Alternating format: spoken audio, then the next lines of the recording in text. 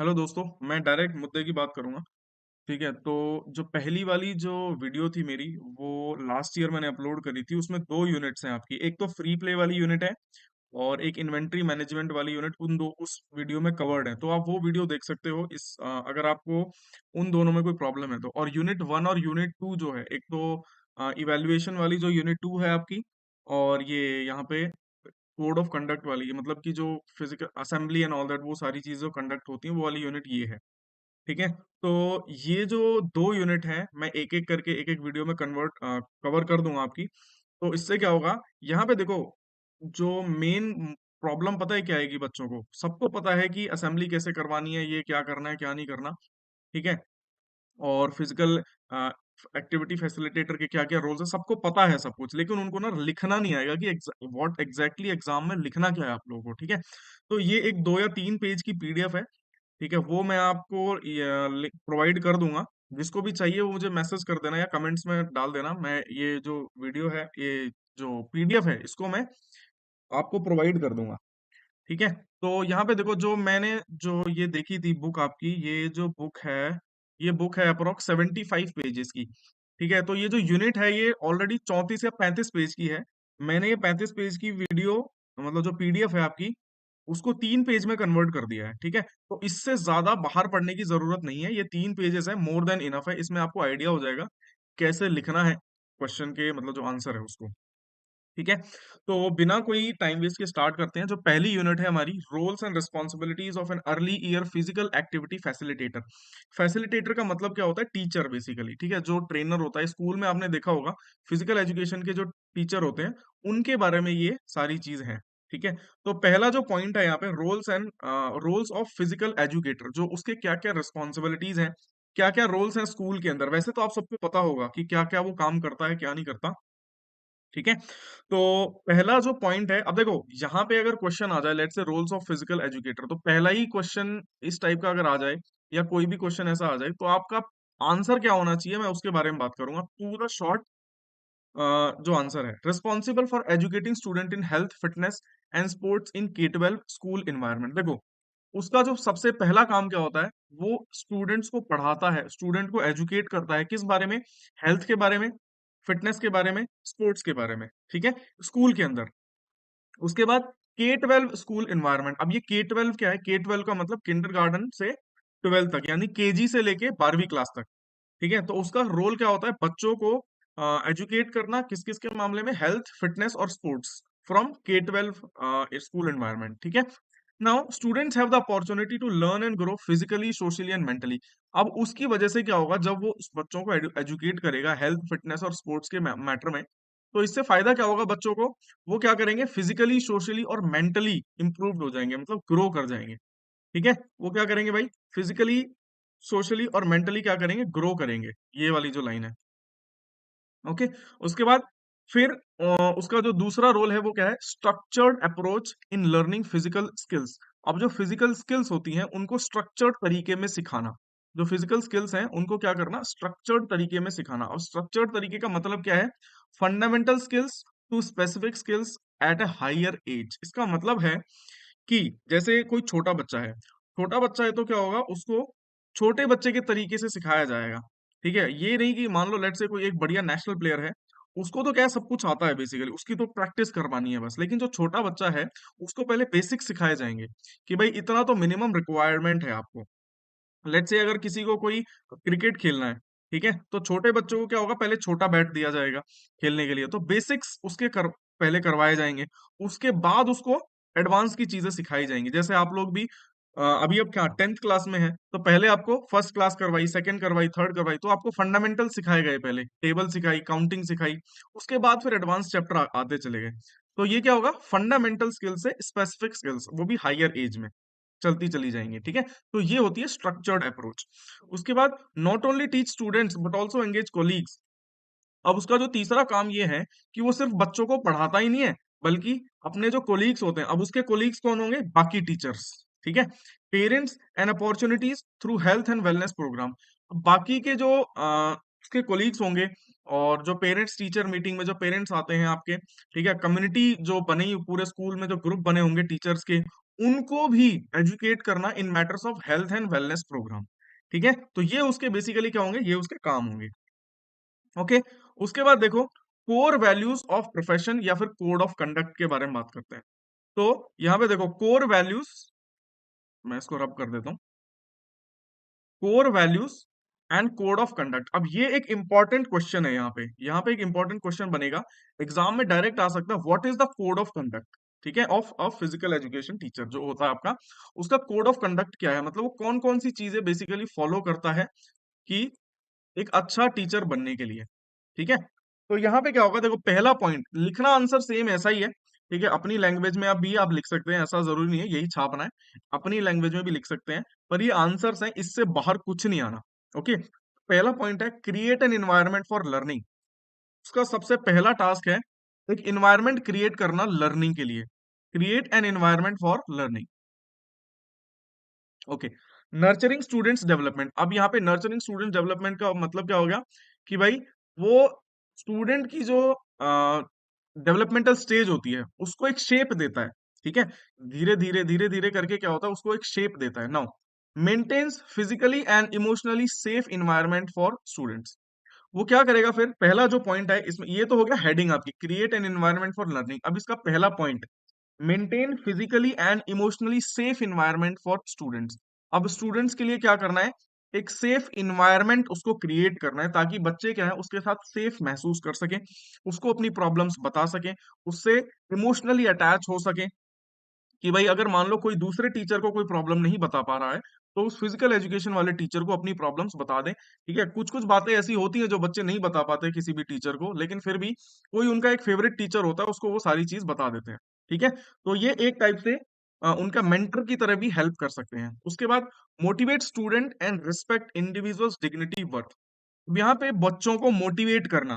ठीक है, लेट से अगर कोई बच्चा अच्छा नहीं कर पा रहा है किसी कारण, किसी एक्टिविटी में या किसी भी फील्ड में, तो उसको मोटिवेट करना और उसकी जो डिग्निटी होती है उसको रेस्पेक्ट करना। ठीक है, अब कुछ होते हैं किसी को चिढ़ाते हैं किसी नाम से, उल्टे सीधे नामों से चिढ़ाए जाते हैं, क्लास में चिढ़ाते हैं ना लोग, तो उसकी जो डिग्निटी है वो खराब हो जाती है। ठीक है, तो उससे क्या, उसकी वो थोड़ा बेइज्जती टाइप फील करता है, तो उसकी बेइज्जती होने से बचाना एक टाइप से। ठीक है, उसके बाद तीसरा पॉइंट लिख सकते हैं आप इसमें, provide a supportive environment for social interaction and team building. अब वो क्या करता है, उसका मेन जो काम है क्या, तीसरा पॉइंट इसमें आएगा, प्रोवाइड सपोर्टिव एनवायरनमेंट। अब एक पूरा की पूरे ग्रुप को सपोर्ट करना। ठीक है, लेट से कोई टीम गेम हो रहा है, तो उस अपनी टीम को सपोर्ट करना for social interaction and team building. अब यहाँ पे टीम बिल्डिंग का कॉन्सेप्ट भी इंपॉर्टेंट है। टीम बिल्डिंग से क्या होगा, लेट से अगर मान लो कोई कंपटीशन हो रहा है, ठीक है, कोई टीम खेलने के लिए बाहर जा रही है, आपके स्कूल से सेलेक्ट हो गए, तो अपनी टीम का जो मोटिवेशन है वो सपोर्ट करना एक टाइप से, मतलब कि स्टूडेंट्स को सपोर्ट करना और टीम में एक मजबूती बनाए रखना, सो दैट सारी चीजें हम अच्छी हो सके हमारे साथ। ओके, फिर दूसरा टॉपिक आप लिख सकते हैं, collaborating with others to expand, collaborating with others, एक second, collaborating with others to expand physical activity opportunities. अब यहाँ पे फिजिकल एक्टिविटी अपॉर्चुनिटीज के बारे में बात की गई है। Okay, collaborating with others to expand physical activity opportunities. Now पहला पॉइंट इसमें आप लिखोगे, collaborate with academic teacher to support students. अब यहाँ पे जो फिजिकल एक्टिविटी ट्रेनर है आपका, फिजिकल एजुकेशन वाला टीचर है, वो क्या करेगा, कोलैबोरेशन करेगा एकेडमिक टीचर्स के साथ सपोर्टिंग स्टूडेंट्स। अब एकेडमिक टीचर्स के साथ कोलैबोरेशन कैसे होगा भाई, ये क्या करेंगे, आपस में जो स्टूडेंट्स की जो रिकॉर्ड्स हैं, ठीक है, वो शेयर कर सकते हैं। ठीक है, उसके बाद आपस में एक दूसरे स्टूडेंट्स की, मतलब जो स्टूडेंट्स होते हैं उनकी जो कमियां, जैसे फिजिकल एक्टिविटी में कोई स्टूडेंट अच्छा नहीं कर पा रहा है, या फिर वो एकेडमिक्स में भी अच्छा नहीं कर पा रहा है, तो आपस में शेयर करके उसका एक सोल्यूशन निकाल सकते हैं। ठीक है, तो इस वजह से क्या होगा, स्टूडेंट्स को सपोर्ट हो जाएगा। उसके बाद engage school staff and parent in physical activity programme. अब ये सिर्फ स्कूल के स्टूडेंट्स को भी उसमें इन्वॉल्व नहीं करना, बल्कि वो जो टीचर क्या करेगा, स्कूल का जो स्टाफ होता है उसको भी क्या करेगा, अपनी फिजिकल एक्टिविटीज जो होंगी स्कूल में उनमें इन्वॉल्व कर लेगा, सो दैट उनके बारे में भी अवेयरनेस फैले। ठीक है, उनके बारे में भी अवेयरनेस जागे, तो उससे क्या होगा, पेरेंट्स को बताने का फायदा क्या है, ताकि अगर कोई ऐसी एक्टिविटी है जो बच्चा घर में कर सकता है, तो वो घर में भी उनको करवा सके। ठीक है, फिर उसके बाद तीसरा जो हेडिंग डालेंगे आप, respect and value others opinion and identities. जो अदर्स जो ओपिनियन होते हैं, बाकी के जो और लोग होते हैं, उनके ओपिनियन को रिस्पेक्ट करना, उनकी आइडेंटिटीज को रिस्पेक्ट करना। ठीक है, तो यहाँ पे पहला पॉइंट डालोगे इस हेडिंग के अंदर, serve as a role model. तो वो जो फिजिकल एक्टिविटी जो एजुकेटर होता है वो एक रोल मॉडल की तरह काम कर सकता है। ठीक है, मतलब कि वही बात है कि हम किसी से अगर कोई शेयर ना कर पाए कोई चीज, तो उसके साथ शेयर कर सकते हैं। उसके बाद या उसने कोई ऐसा अचीवमेंट किया हो कि भाई कोई स्टूडेंट बोलता है कि सर मैं तो आपके जैसा बनना चाहता हूँ। ठीक है, तो वो क्या है, एक रोल मॉडल बन गया किसी स्टूडेंट के लिए। उसके बाद demonstrate trustworthiness by abiding the laws. अब यहाँ पे क्या होगा, ट्रस्ट वर्दीनेस को क्रिएट करना, लोगों में भरोसा दिलाना, जो स्टूडेंट्स होते हैं उनमें भरोसा दिलाना कि हाँ मैं एक अच्छा टीचर हूँ, और मैं आप लोगों को भरोसा दिलाता हूँ कि अगर आप ये रूल्स फॉलो करोगे या फिर ये चीजें आप फॉलो करोगे तो आप एक बहुत अच्छे इंसान बन सकते हो। ठीक है, और कुछ कुछ कभी कभी ऐसा होता है कि अबाइडिंग द लॉज मतलब लॉज को साइड में रख दिया जाता है। लेट्स से अगर मैं आपको एक पीडीएफ, इस पीडीएफ जो ओरिजिनल पीडीएफ है आपकी, इसमें दिखाऊं, तो यहाँ पे बात की गई है, ये रहा। देखो, ये जैसे पर्सन विद स्पेशल, ये स्टूडेंट्स हैं जिनको स्पेशल नीड्स की जरूरत होती है। तो जैसे ये जो टीचर्स हैं इनकी, ये एक फिजिकल एक्टिविटी टीचर हो सकती है इनकी। ठीक है, तो इनके लिए लॉज को थोड़ा अवॉइड कर देना, लॉज को थोड़ा साइड में रख देना और इनके लिए स्पेशल केयर करना। ठीक है, इनकी क्या है, जैसे ये बेचारी बच्ची है, इसका एक पैर नहीं है, तो इनके लिए क्या करना है, स्पेशल केयर करनी है। तो वो लॉज थोड़े जो हैं और जो नॉर्मल बच्चों के लिए होते हैं वो थोड़ा साइड में रख देते हैं, और इनके अंदर क्या करता है, ट्रस्ट, ताकि ये लोग उस टीचर के ऊपर भरोसा कर सके। ओके, नाउ नेक्स्ट, उसके बाद demonstrate integrity by refusing to accept gift और फेवर्स। अब यहाँ पे कुछ टीचर्स ऐसे होते हैं जो करप्शन टाइप का कुछ कर लें या कुछ ऐसा। ठीक है, तो अपनी इंटीग्रिटी को बचाना, डेमोन्स्ट्रेट इंटीग्रिटी। अब ये कैसे बचाएगा अपनी इंटीग्रिटी, अगर कोई गिफ्ट दे रहा है तो उसको मना कर सकते हैं कि नहीं भाई ये तो मैं, ये मेरा कोई स्वार्थ नहीं है इसमें, ये मेरा ड्यूटी है, ये मेरा कर्तव्य है, तो उस वजह से मैं ये काम कर रहा हूँ। ठीक है, या किसी को सपोर्ट करना, तो उसमें अगर कोई गिफ्ट देता है या फिर कोई फेवर करता है उसका, तो उसको रिफ्यूज कर देना कि भाई नहीं, मेरी ड्यूटी है, मुझे कोई मेरा कोई मतलब नहीं है इसमें। ठीक है, ओके, उसके बाद एक्सरसाइज प्रॉपर जजमेंट। अब इसको डिसीजंस बहुत सही लेने होते हैं। ठीक है, और हर बच्चे की जो कमियां हैं उसको पता लगाना होता है, और पूरे की पूरे जो जजमेंट्स हैं वो बिना किसी डिस्क्रिमिनेशन के लिए जाएं। ठीक है, तो ये हो गया आपका तीसरा हेडिंग का पॉइंट, मतलब जो 4 पॉइंट है। उसके बाद चौथा जो हेडिंग है, मेंटेन प्रोफेशनल एटिकेट। ये ध्यान रखना, ये जो हम कर रहे हैं ना, कोड ऑफ कंडक्ट पे कर रहे हैं। तो कोड ऑफ कंडक्ट क्या है, एक टीचर का बेसिकली जो रूल्स जो वो फॉलो करेगा एक किसी भी स्कूल के अंदर। ओके, मेंटेन प्रोफेशनल एटिकेट, बस ये लास्ट पॉइंट है, इसके बाद ये मेनली खत्म हो जाएगा। ओके, देखो, ए जो है, फॉलो स्कूल्स ड्रेस कोड। सबसे पहले मेंटेन प्रोफेशनल एटिकेट। एटिकेट का मतलब क्या होता है, मैनर्स। ठीक है, आपके जो मैनर्स होंगे, जैसे बोलते नहीं है, संस्कार जिसको बोलते हैं। Okay, follow schools dress code, तो पहला पॉइंट आ जाएगा, स्कूल की जो ड्रेस कोड है वो पहन के जानी है भाई स्कूल के अंदर। अब ये नहीं है कि शादी वाली ड्रेस पहन के फिजिकल एजुकेशन का टीचर ग्राउंड में चला गया कि चलो बच्चों खेलो फुटबॉल, है ना, कोट पैंट पहन के आया या कुछ भी ऐसा। ओके, तो यहाँ पे क्या होता है, स्कूल की जो ड्रेस कोड है वो उसको फॉलो करनी होती है। उसके बाद arrive and depart accordance with the timing in the school. अब वो स्कूल की टाइमिंग के साथ आएगा, ये नहीं कि आराम से 9-10 बजे उठ के फिर स्कूल आ रहा है, इतने में तो स्कूल की सेकंड शिफ्ट शुरू हो जाती है। ठीक है, उसके बाद गुड कम्युनिकेशन विद ऑल, सबके साथ अच्छे से बातचीत करना, ये इसके मैनर्स हैं। ठीक है, ये उसके मैनर्स हैं। उसके बाद use proper instruction and strategies for addressing to all. Proper instructions जो होती है वो फॉलो करना, और अच्छी अच्छी स्ट्रेटजीज बताना स्टूडेंट्स को, और उनको फॉलो करना, ताकि वो जो बाकी जो स्टूडेंट्स हैं, बाकी जो उसके कोलीग्स हैं, वो सारे के सारे के लिए, मतलब उसके अंदर जो है रिस्पेक्ट हो सबके लिए। अब यहाँ पे जैसे देखो, इस पिक्चर में क्या हो रहा है, मैं इसको जूम करके दिखाता हूँ थोड़ा। इस पिक्चर में क्या हो रहा है बेसिकली, एक सेकेंड। हम्म हम्म, इस पिक्चर में देखो, एक फिजिकल एक्टिविटी की जो ट्रेनर है वो यहाँ पर है, और शटल इन्होंने पकड़ी हुई है। ठीक है, तो ये एक एक करके इनको सिखा रही है। ठीक है, उसके बाद यहाँ पे देखो, एक और जो टीचर है वो क्या कर रहा है, इनसे पुशअप्स लगवा रहा है। ठीक है, लेकिन उसने क्या किया है, इसने पैर रख दिया इस बच्चे के ऊपर, और ये कह रहा है कि अब उठ के दिखाओ। हो सकता है ये बॉल रख सकता था, ये जो साइड में बॉल पड़ी हुई है, ये बॉल इसकी पीठ पे रख देता कि फिर बोलता कि चलो अब उठ के दिखाओ, तो उसको थोड़ा बेइज्जती फील नहीं होती। अब ये जो बच्चा है, अब ये क्या फील कर रहा होगा नीचे, जो पुशअप्स कर रहा है उसके ऊपर पैर रखा हुआ है, ठीक है। तो ये जो हरकतें हैं, ये जो एटिकेट्स हैं उसके, ये जो मैनर्स हैं, ये नहीं होने चाहिए, ठीक है।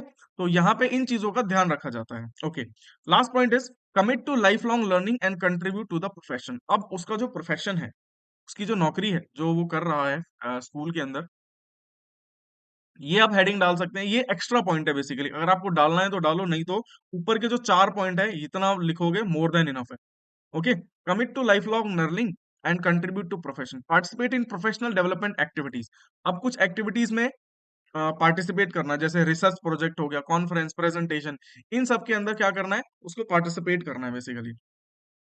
ओके, तो यहाँ पे हो जाएगा फिर नेक्स्ट पॉइंट जो है वो है provide guidance and support to academic teacher and encourage them. अब कुछ टीचर्स ऐसे होते हैं जिनको फिजिकल एजुकेशन के बारे में जानकारी नहीं होती, जैसे जो बाकी के जो एकेडमिक टीचर है, लेट्स से आपका मैथ्स का टीचर हो गया, साइंस का टीचर हो गया, उनको इस फील्ड के बारे में जानकारी नहीं होती, ठीक है। और इस फील्ड के बारे में जानकारी कौन देगा, ये फिजिकल एजुकेशन का जो टीचर है आपका, वो जानकारी देगा। किसको? एकेडमिक टीचर्स को। तो वो किसको सपोर्ट कर रहा है? एकेडमिक टीचर्स को सपोर्ट भी कर रहा है और उनको मोटिवेट भी कर रहा है, उनको भी एनकरेज कर रहा है। तो स्टूडेंट को एनकरेज करना प्लस टीचर्स को एनकरेज करना और उनको सपोर्ट करना, ये भी इसका काम है। Now play the knowledge and best practices in physical education.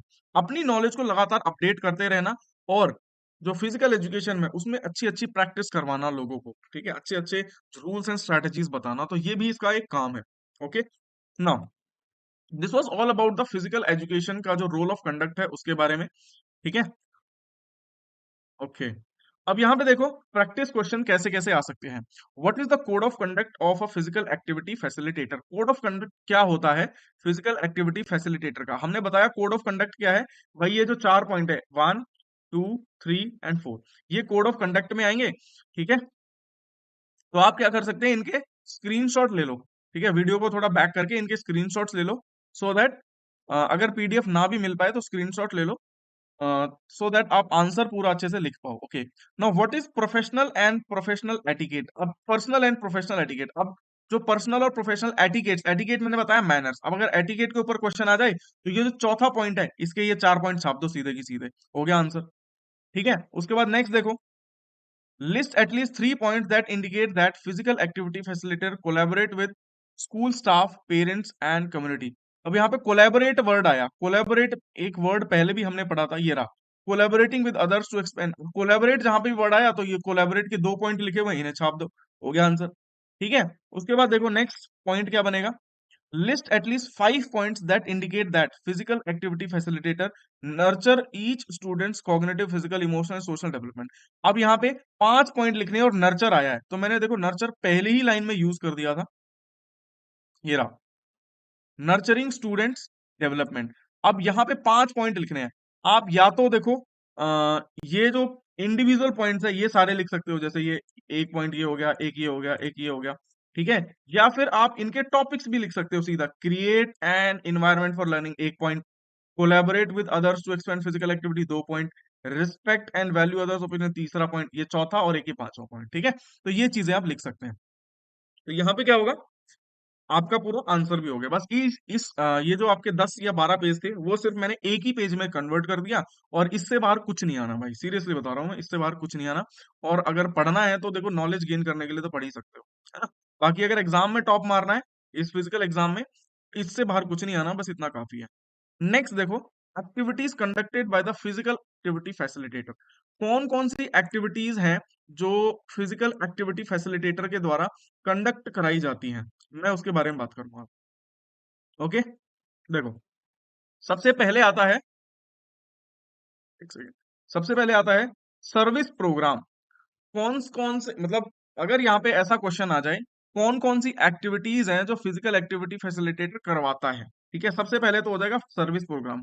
कौन कौन सी, ये सर्विस प्रोग्राम क्या होता है, देखो, service programme focus on instructional aspects, provides knowledge about health and hygiene, ठीक है। अब ये इंस्ट्रक्शंस होती हैं बेसिकली, इंस्ट्रक्शंस मतलब लोगों को अवेयरनेस फैलाना, किसके बारे में, जैसे हेल्थ एंड हाइजीन हो गया, इन्वायरमेंट हो गया, social, biological and psychological principle of physical education.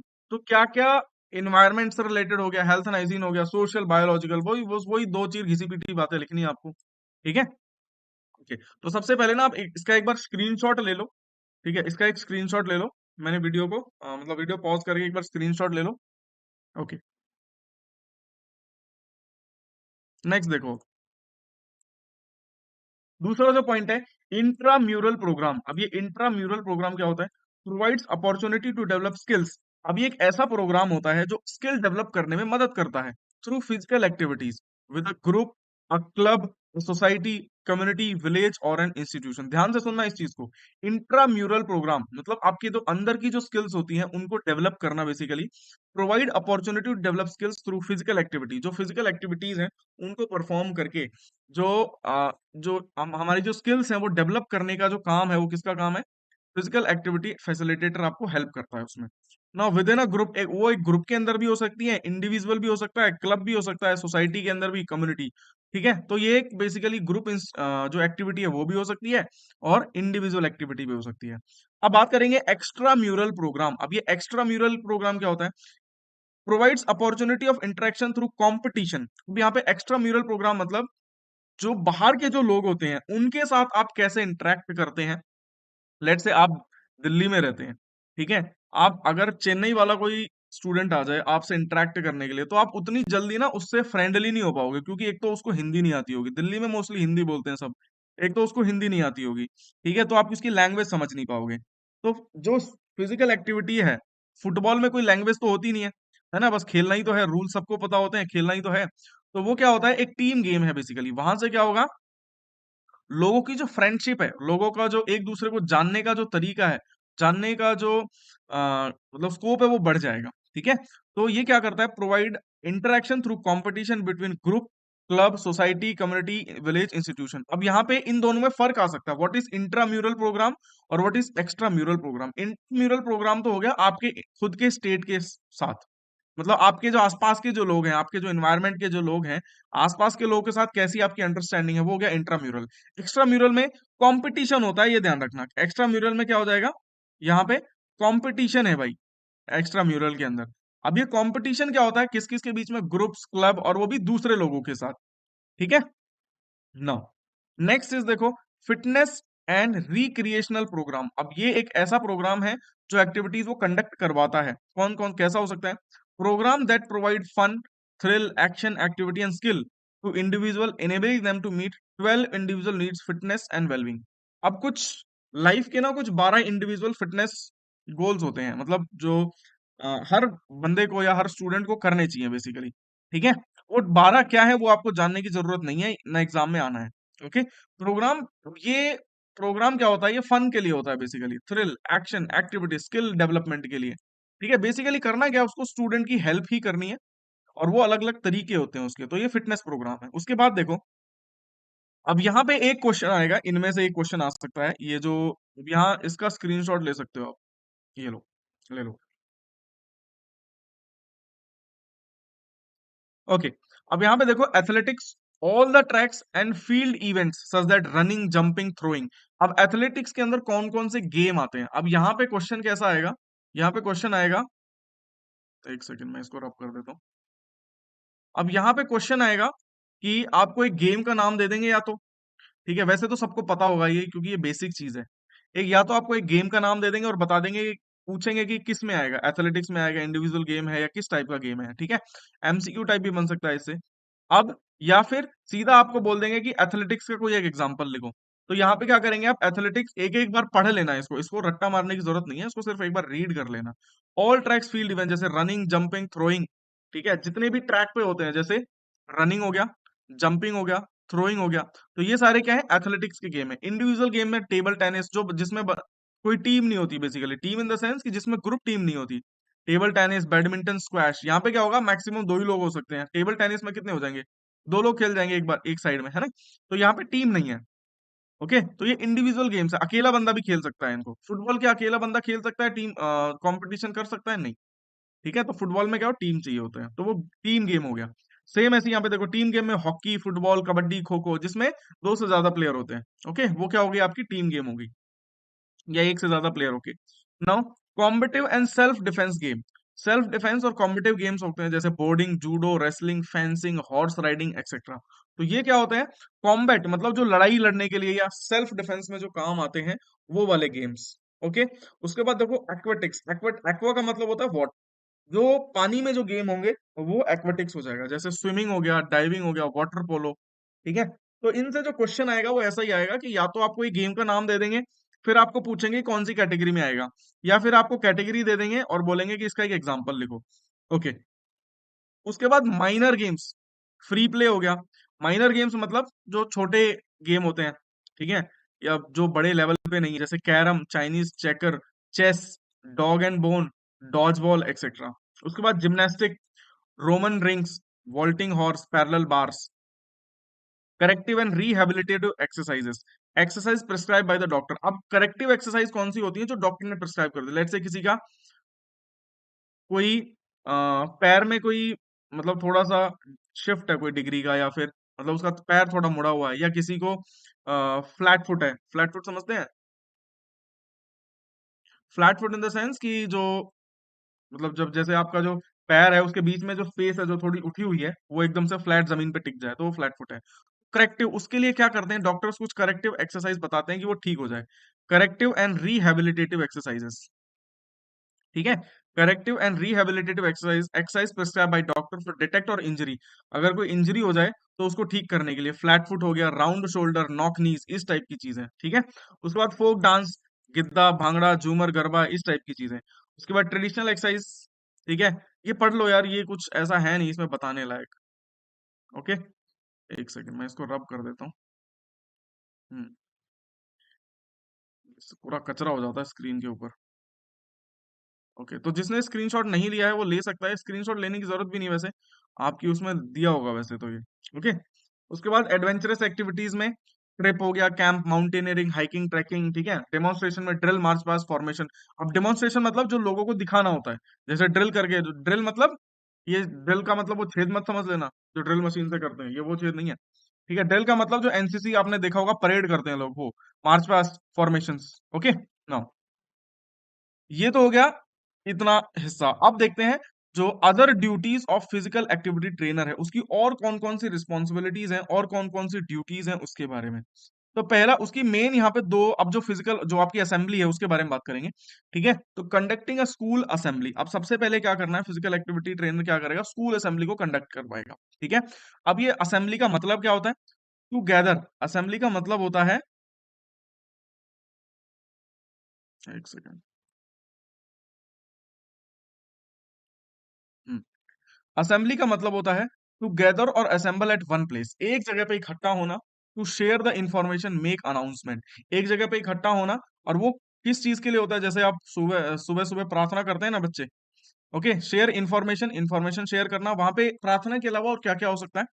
Information share हो सकती है, अनाउंसमेंट हो सकती है कोई भी जो पूरे स्कूल को देनी हो। फिर भी असेंबली कंडक्ट क्यों कराई जाती है, इसके क्या क्या एम है, जो असेंबली है उसके क्या एम्स है। ठीक है। ये क्वेश्चन आ सकता है, what are the motive of assembly, कि भाई असेंबली क्यों कराई जाती है। ओके, चलो करा देते हैं फिर असेंबली। देखो, to gain self confidence in students by practising various activities. अब यहाँ पे बहुत सारे जो स्टूडेंट्स होते हैं स्टेज पे कुछ ना कुछ परफॉर्म करते हैं, जैसे कोई थॉट बोलता है, कोई प्लेज बोलता है। ठीक है। उसके बाद फिर कोई अपने व्यूज देता है। ओके। तो यहाँ पे क्या होगा? न्यूज हेडलाइंस बोलता है। अब उसके अलावा भी क्या क्या चीजें होती हैं। अब इससे क्या होता है? बच्चों का ना कॉन्फिडेंस बढ़ता है, स्टेज फियर खत्म होता है। तो यहाँ पे क्या होगा? To gain self confidence in students by practising various activities like drama, skit, play. ये वो बच्चे कर सकते हैं, ड्रामा कर सकते हैं, कोई स्किट कर सकते हैं, कोई प्ले कर सकते हैं। ठीक है। तो उनसे क्या होगा? सेल्फ कॉन्फिडेंस बढ़ेगा। तो यहाँ पे सीधा आप ये भी लिख सकते हो, to gain self confidence through drama, kids and play. Okay, skit and play. उसके बाद to express and reinforce the code of conduct. जो कोड ऑफ कंडक्ट होता है उसको रीइंफोर्स। अब ये कोड ऑफ कंडक्ट क्या होता है अभी देखा हमने थोड़ी देर पहले। कोड ऑफ कंडक्ट क्या था? जो फिजिकल एक्टिविटी फैसिलिटेटर ने फॉलो किया था, यहाँ पे देखो कोड ऑफ कंडक्ट क्या था? बेसिकली एटिकेट्स या नेचर जो भी उसका था। अरे, बार बार इरेजर की जगह पेंसिल सेलेक्ट हो जाती है। चलो, नेक्स्ट देखेंगे अभी। हम्म। ओके। फिर उसके बाद to express and reinforce code of conduct from both teachers and student. अब बहुत सारे स्कूलों में क्या होता है कि बच्चों की ड्रेस चेक होती है सुबह सुबह। है ना, असेंबली में जो डिफॉल्टर्स होते हैं उनको पीछे खड़ा कर दिया जाता है लाइन में कि भाई जाओ, टाई क्यों नहीं पहन के आए, ये टी शर्ट ऐसी क्यों है, जूते पॉलिश क्यों नहीं है। तो ये क्या है, कोड ऑफ कंडक्ट है बेसिकली है, ठीक है, बच्चों का। ओके, नेक्स्ट देखो, next is to make the students and teachers understand the philosophy of the school and to live by it। अब जो स्टूडेंट्स और टीचर्स हैं उनको स्कूल की जो फिलॉसफी है वो समझानी है बेसिकली कि भाई ऐसे ऐसे स्कूल में होता है और ये उसके रीजंस हैं। Okay, instead of feeling of communion, अब जो स्टूडेंट्स होते हैं उनको लगे कि हम एक पूरी एक कम्युनिटी है, ठीक है, इस वजह से भी असेंबली करवाई जाती है। जब इतने सारे लोग एक साथ इकट्ठे होते हैं तो अपने आप में ही एक कम्युनिटी लगती है कि हाँ इतना बड़ा स्कूल है हमारा और हम एक पूरी कम्युनिटी है, कल को कुछ प्रॉब्लम भी हो जाए तो हम सारे एक साथ फाइट कर सकते हैं, ठीक है, तो ये एक पूरी कम्युनिटी बन जाती है। उसके बाद make the students more aware, make the students more aware by celebrating less known but significant day.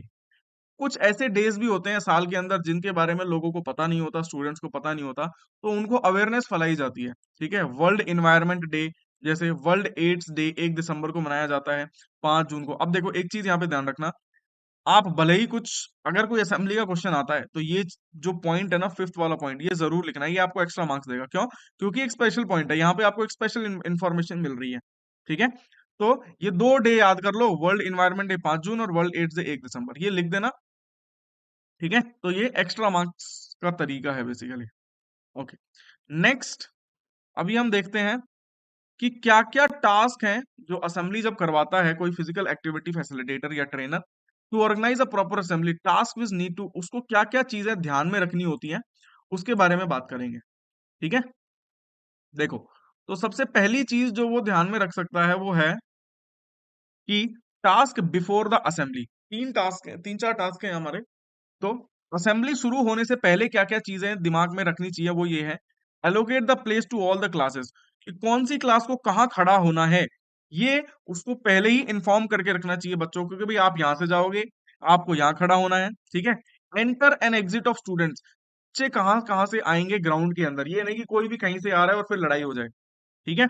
उसके बाद टाइम टेबल फॉर असेंबली, एक असेंबली के लिए पूरा टाइम टेबल बेसिकली। तो मैं दिखा देता हूं, जैसे ये जो टाइम टेबल है यहाँ पे, एक सेकेंड, जैसे यहाँ पे एक टाइम टेबल है, ये जो आपकी पीडीएफ है इसमें मिल जाएगा आपको टाइम टेबल नीचे। इसके बीच में जो एक्स्ट्रा चीजें दी हुई है वो पढ़ने की जरूरत नहीं है।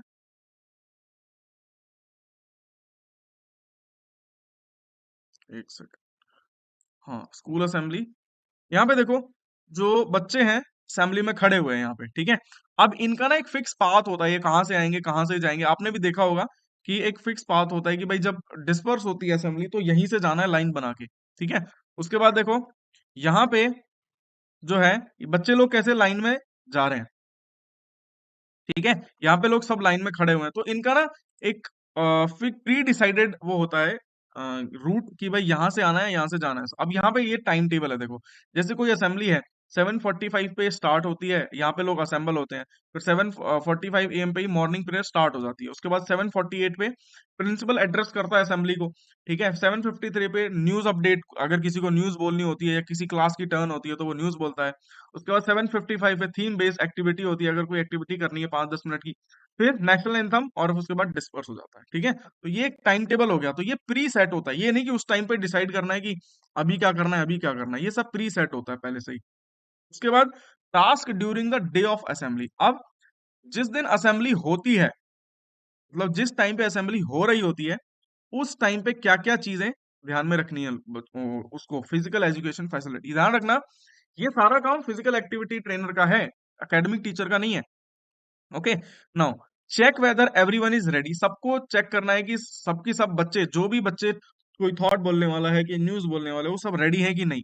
Okay, check the audio and visual equipment, जो भी आपका ऑडियो एंड विजुअल इक्विपमेंट है, माइक वगैरह ठीक से चल रहा है कि नहीं, स्पीकर ठीक से चल रहा है कि नहीं, ठीक है, कोई म्यूजिकल इंस्ट्रूमेंट ठीक से हो रहा है कि नहीं, मतलब जो वर्केबल है या नहीं, ठीक है। उसके बाद make provision for the first aid and medical emergency, अगर मान लो कोई खड़ा खड़ा बच्चा चक्कर खा के नीचे गिर जाए, है ना, बहुत बार होता होगा ऐसा, जो स्कूल है उसमें बहुत बार ऐसा होता है कि असेंबली अगर थोड़ी ज्यादा देर तक हो जाए या कोई बच्चा ब्रेकफास्ट नहीं करके आया तो उसको चक्कर आ जाएंगे और नीचे गिर जाएगा, तो उसके लिए मेडिकल इमरजेंसी होनी बहुत जरूरी है। ठीक है। उसके बाद disperse in pre describe manner task after the assembly. अब जब असेंबली पूरी हो जाए उसके बाद डिस्पर्स करना है बच्चों का, और वो भी एक इफेक्टिव मैनर में, क्योंकि बच्चों को अब क्या करना है, क्लास में जाना है। अब क्लास में जाएंगे तो क्या करेंगे भाई, डिस्पर्स तो होना ही है ना। तो यहाँ पे other things which needs to keep in mind, अब कुछ मिसलेनियस थिंग्स हैं जो, बाकी जो चीजें हैं वो दिमाग में रहनी चाहिए, किसके, फिजिकल एक्टिविटी फैसिलिटेटर के। ओके, वो क्या क्या चीजें हैं देखो, वो इस चीज का ध्यान रखता है। The duration of assembly should not be more than 15 to 20 minutes. जो असेंबली है वो 15 से 20 मिनट ज्यादा नहीं होनी चाहिए।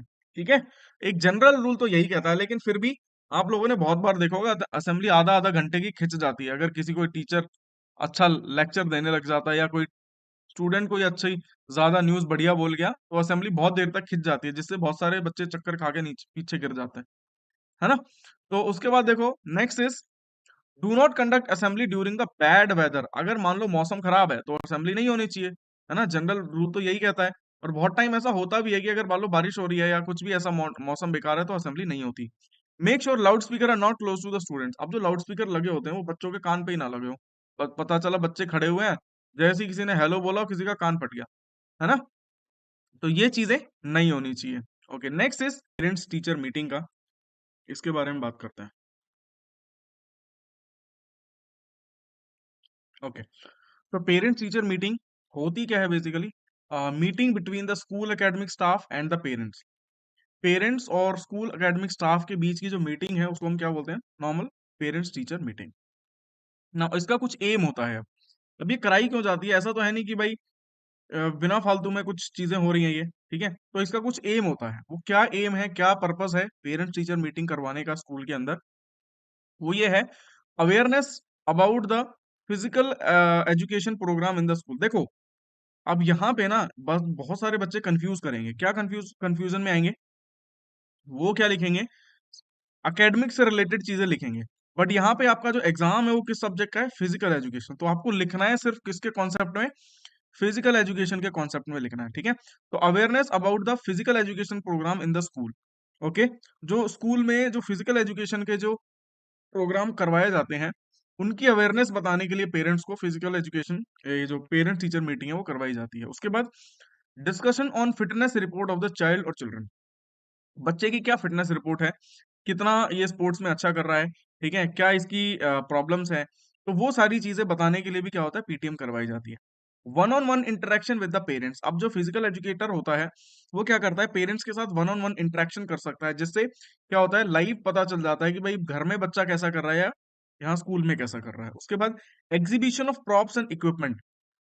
जो भी स्कूल में प्रॉप्स और इक्विपमेंट रखे होंगे, ठीक है, जो भी फैसिलिटीज होंगी स्कूल के अंदर, वो सारी की सारी चीजें वो बता देता है डेमोन्स्ट्रेट करके कि भाई देखो ये हमारे पास स्पोर्ट्स है और ये हमारे पास इक्विपमेंट्स है। वो सारी की सारी चीजें पेरेंट्स को जानने का मौका मिलता है, ठीक है।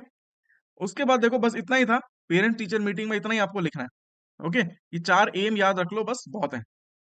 उसके बाद अब यहां से क्वेश्चन कैसा आ सकता है, why do you think school assembly has to be well planned. अब जो स्कूल की जो असेंबली है वेल प्लान्ड क्यों होनी चाहिए, ठीक है। तो इसका आंसर कहाँ मिलेगा, बिल्कुल मिल सकता है, देखो अभी एक सेकेंड। इसका जो आंसर मिलेगा आपको यहाँ पे, वेल प्लान्ड क्यों होनी चाहिए। अब इससे क्या होगा, देखो अगर मान लो वेल प्लान्ड है तो बच्चों में लड़ाई नहीं हो रही, है ना, और प्रॉपर टाइम से लोग आ रहे हैं, बच्चे जा रहे हैं, ठीक है। उसके बाद क्या होगा, कोई कंफ्यूजन नहीं हो रही, तो असेंबली ठीक से हो जाएगी। तो यहाँ पे अगर वेल प्लान्ड नहीं है तो सारी नेगेटिव चीजें आप लिख दो, कि भाई अगर मान लो तुम्हें पता ही नहीं होता कहाँ से जाना है कहाँ से आना है, तो क्या होता, सब एक साथ इधर उधर भाग रहे होते। ओके, तो वो नेगेटिव पॉइंट्स लिख दो। उसके बाद अगर मान लो किसी के जो 15 से 20 मिनट जो रेंज होती है उसको हम ज्यादा कर दे, आधा घंटा कर दे, 1 घंटा कर दे, तो क्या हो जाएगा, बच्चे आधे वैसे ही गिर जाएंगे, है ना, चक्कर खा के, क्योंकि इतनी देर खड़ा नहीं रहा जाता। उसके बाद और भी जो नेगेटिव चीज आप लिख सकते हो वो लिख सकते हैं, ठीक है, अपनी मर्जी से। ऐसा कुछ नहीं है कि जो मैंने इसमें बताया है वही आपको छापना है पूरा पूरा, नहीं नहीं, ठीक है, आप अपनी मर्जी से भी आंसर लिख सकते हैं, बट रिलेटिव होना चाहिए। What are the objects of parents teacher meeting. अब यहाँ पे ऑब्जेक्टिव्स क्या होते हैं, सेम यही चार उठा के छाप देने आपको, ठीक है। तो इस टाइप के क्वेश्चंस यहाँ से आ सकते हैं। तो this was all about unit 1। Unit 1 आपकी खत्म हो गई है, ठीक है। स्क्रीनशॉट नहीं लिए हैं तो ले लेना, अगर किसी को पीडीएफ चाहिए फिर भी मतलब कोई ना ले पाए स्क्रीनशॉट वगैरह, तो पीडीएफ चाहिए तो कमेंट्स जरूर डालना। मैं आपको पीडीएफ प्रोवाइड कर दूंगा, आपको मेल कर दूंगा, जो भी मुझे कमेंट करेगा मैं उसको मेल कर दूंगा ये PDF. Okay. So thank you so much. अगर आपको सेकंड जो यूनिट है वो करनी है तो कमेंट्स में जरूर बताइएगा, मैं डाल दूंगा सेकंड यूनिट भी जैसे ही लगेगा कि हाँ भाई रिक्वायर्ड है आपको। ठीक है। तो ये था यूनिट 1। बिल्कुल भी टेंशन लेने की जरूरत नहीं है, आराम से हो जाएगा सब कुछ। ठीक है। Okay, thank you so much.